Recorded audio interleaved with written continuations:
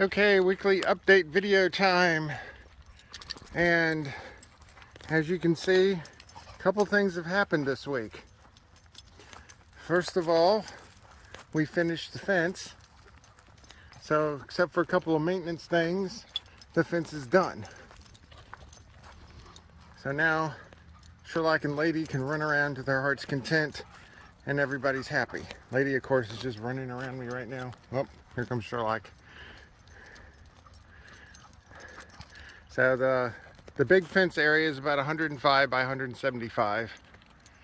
And Thursday, Andrea's mother was moved from Dillon to here. And the whole process took 1 day to complete. And that included getting her septic tank done. I got a whole set of videos on from before they came onto the property when they were doing the prep stuff, to them bringing the house in, to them setting it, to them doing the septic tank, to them finishing up. And then I have a video of the inside of the house before anything was put back into it, so you could see it in all of its original glory. And so that happened on Thursday. Friday, the inspector came out, passed the inspection. So important two things. One, we got our CO, which is certificate of occupancy, which means that she can put her stuff in there. So that's what we did all day yesterday. And two, we got a code for the electric, because the meter is right there, but the contractor doesn't mess with the electric from the pole to the meter. The electric company does. And the electric company only comes out when they get a code from the county. So we got that on Friday. They went Friday, so now we're on the schedule to get electric. So right now the cabin is 100%, except it has no electricity in it. So Andrea's mother's in there right now doing the gargantuan task of unpacking. Andrea's over there. We'll talk about that in a minute. But that's about it back here. So let's go over and see what Andrea's doing. All right, this is what depressed springers look like.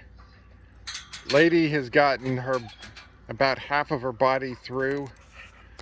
Sherlock, of course, is too big. So they try, but the only time they've ever escaped from the fence is when Sherlock dug a hole underneath the portion on the backside, and then Lady was able to sneak under. But other than that, no, they have not actually escaped yet. And I walked 50 feet, and then now they're in the back part of the property. Sherlock, of course, is not happy, but he can get over it.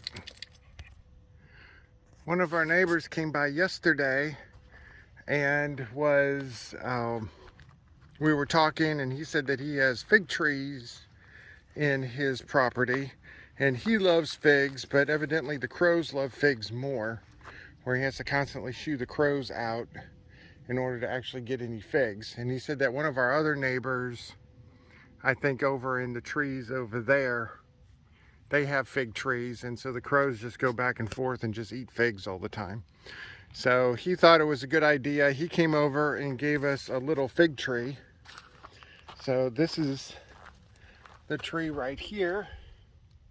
Now it's January that we planted these, but these trees are dormant right now. So in our climate, which is a zone 8A/8B, because we're real close to the border zone-wise, we could plant them now. Then by the time they come out of their dormancy, it'll be warm enough for them to actually start growing. So we felt that one fig tree would be lonely, so we got 2 more fig trees. So now we have 3 fig trees, and we have them. Andrea wanted them in a little triangle formation instead of down of a straight line. because she felt that they might pollinate better this way. They're self-pollinating, but you never know. And then we decided that fig trees weren't enough, so we went to Tractor Supply, and they had plums, they had apple trees, which could grow in our environment, and they had peaches that could grow in our environment. So out of the 3 fruit trees, we decided that peach was the best. So we got 3 peach trees also. Now the peach trees are bigger than the figs, but both of these trees are going to be very quick to grow. And they're saying within 2 to 3 years we should start getting fruit, if not less than that. Forgot to mention the fig trees is called a Chicago Hardy fig. And the peach trees are called a Florida King peach. And so most peaches, I think, need a little cooler climate, but this is a peach that could stand in our environment. Then of course, while we're over here, the guys are not happy, but they can get over it. And there's the Motel 7. I think we found our permanent spot for the Motel 7. So once they get our drive done, which the people that set the house, they're the ones that are going to do the drive. They did not want to touch the drive until after the electric company did their thing, because the electric company will just go and tear everything up.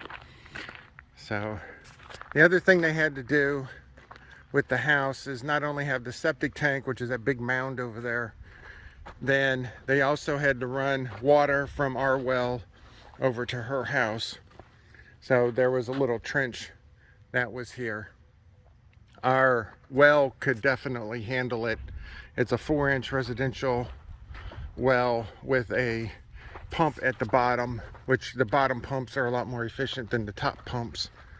So it's one other thing I want to show, and then that'll be it for today. All right, took me a while, but I finally coaxed Sherlock back over here. Lady was like over here immediately. Sorry getting so much video about the dogs, but the primary reason we did this fence was because of the 2 of them.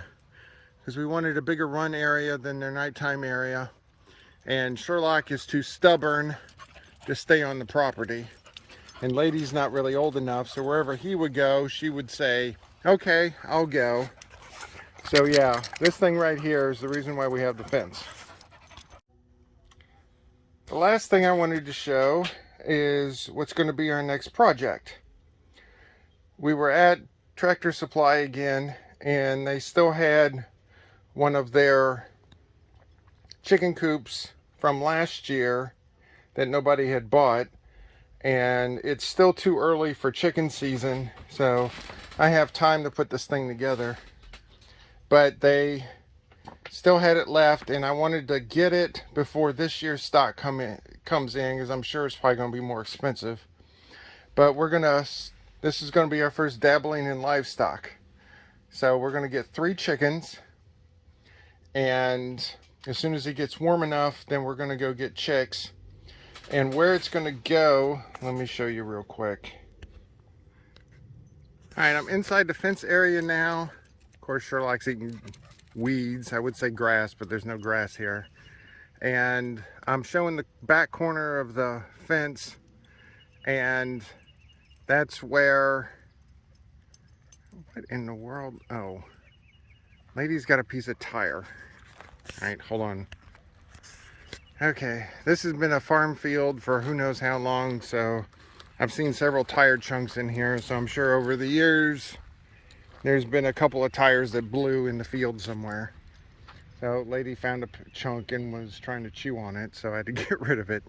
So anyway, the garden is going to be going in this corner over here, and I wanted the chickens to be obviously far away from the house, as in not next to it, but I didn't want it to be too far away. So what I was thinking is that if you look over here, where that's the 4-foot gate into the nighttime area. And I'm thinking somewhere between the second and third T-post, which is right here, which is where Lady is right now. And anywhere around here is going to be a good spot for it. So the chicken coop is 100% enclosed in, I think, 1/2 inch by 1/2 inch welded wire. So it can easily be seen. So let's go over here real quick. So if you look at the back of the house there, you can be able to see it from the sliding door and the kitchen window and the bathroom if you wanted to look at it from the master bath. And so we're thinking this is going to be a good spot for it. We'll do more research before we actually place it. But that's going to be our first springtime project, since we can't actually have the chickens right now. But the next big project we're doing is, it's either going to happen next weekend or the weekend after that, is we're going to herbicide everything. Obviously not the trees, but everything in this front part, not the field. So if you see that T-post with the pink ribbon on it, everything to the left of that is the field, so that's going to stay the way it is. But everything in the front here is going to get herbicide, and we're going to kill everything. The reason we're going to do that is in middle of March to beginning of April, we're going to put our grass seed down. The grass seed is going to be, I think, Pensacola Bahia grass. I think that's the one for our area. There's two types of Bahia grass. One's Argentine and the other one's Pensacola. I think the Pensacola is what's here, because Argentine, I think, is for a warmer climate. But the Bahia grass, it's a good pasture grass. It's a great low maintenance grass. Once it gets established, it will choke out anything else. But I might not need to mow it, but maybe a couple times a year, or let's hope so. Because this front area is about 2 acres. And even with the big lawnmower, it still takes forever to do. So that's going to be our first big project. And that'll be done probably right around the time the garden starts getting done. But if we're going to be doing onions and stuff, we'll probably start at least part of the garden before that. But anyway, I'm rambling.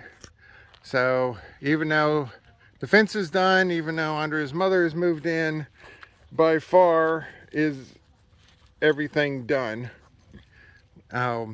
Once it gets into late spring or it starts getting hot, then we're going to stop with the outside projects, because I'm not working in 100-degree weather around here.